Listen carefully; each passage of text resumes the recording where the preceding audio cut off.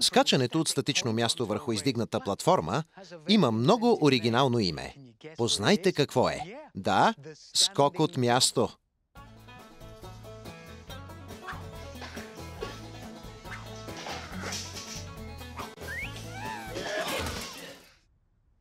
За идеалния скок от място е нужна работа.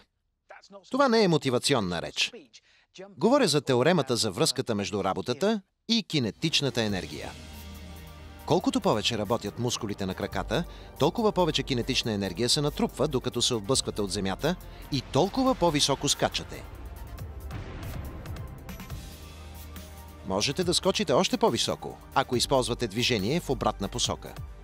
Едновременно приклякате и скачате. А за балансирано стъпване, центърът на тежестта трябва да е над краката. За да овладеете скока на място, трябва да се изправите, да клекнете, да се отпласнете, да скочите и да стъпите на крака. Просто, нали? Явно не за всички. Ако успеете, ще впечатлите дамите във фитнеса.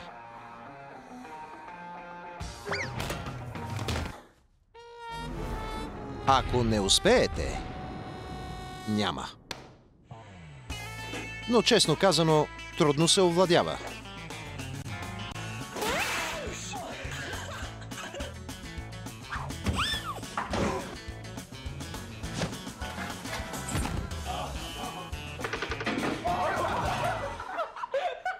Нали ви казах?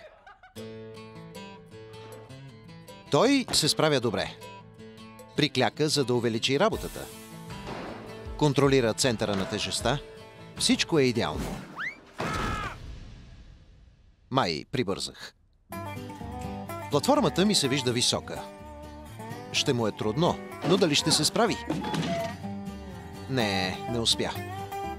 Той се опитва да впечатли съучениците. За жалост, с тази проблемна платформа ги впечатли не с скок, а с падане и странна походка. Наранех си гърба. Този тип във фитнеса гони личен рекорд. Но не го постигна. Нестабилната платформа не му позволява да постави центъра на тежестта над основата. При падане от само 1 метър, тялото се удря със скорост около 16 км в час. Скоростта не чупи рекорди, но чупи носове. Много се радвам, че го заснех. Ние са. И шофьорът не е особено добре. Той достигна претоварване от над 5G, последвано от няколко седмици в болницата. Поучете се от грешките му.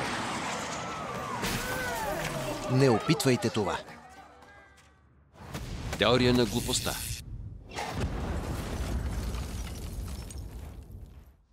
Скачането от статично място върху издигната платформа има много оригинално име. Познайте какво е. Да, скок от място.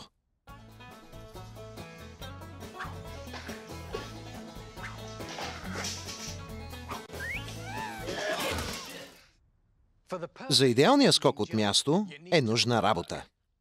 Това не е мотивационна реч. Говоря за теоремата за връзката между работата и кинетичната енергия. Колкото повече работят мускулите на краката, толкова повече кинетична енергия се натрупва, докато се отблъсквате от земята и толкова по-високо скачате. Можете да скочите още по-високо, ако използвате движение в обратна посока. Едновременно приклякате и скачате. А за балансирано стъпване, центърът на тежестта трябва да е над краката. За да овладеете скока на място, трябва да се изправите, да клекнете, да се отпласнете, да скочите и да стъпите на крака. Просто, нали? Явно не за всички. Ако успеете, ще впечатлите дамите във фитнеса.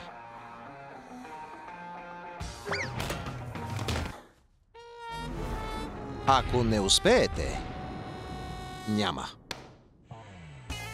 Но честно казано, трудно се овладява.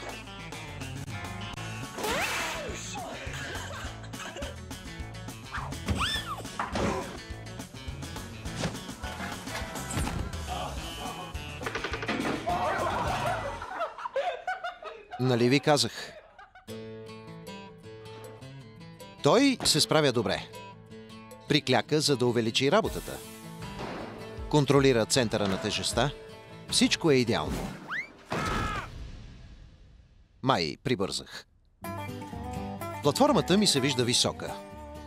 Ще му е трудно, но дали ще се справи? Не успя. Той се опитва да впечатли съучениците.